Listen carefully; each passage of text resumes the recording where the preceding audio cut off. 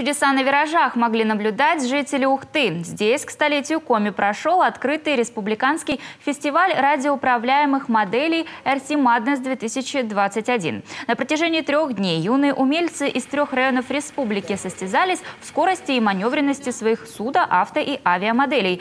Оценивали и управление квадрокоптерами. Регион один из 3 городов. Из Ухты, конечно, из Сыктывкара и село Визинга, Сыктывдинский район. У нас все и маленькие, и большие, от 8 до больше, старше, чем 18 лет даже есть в Ухте.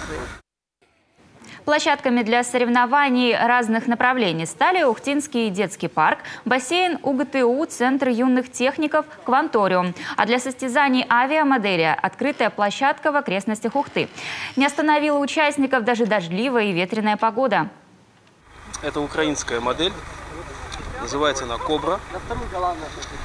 Моторы объемом 3,5 кубических сантиметра с резонансным глушителем. Модель летит очень быстро, порядка 280 км в час. На соревнованиях летит 3 экипажа. Гонка 10 кругов.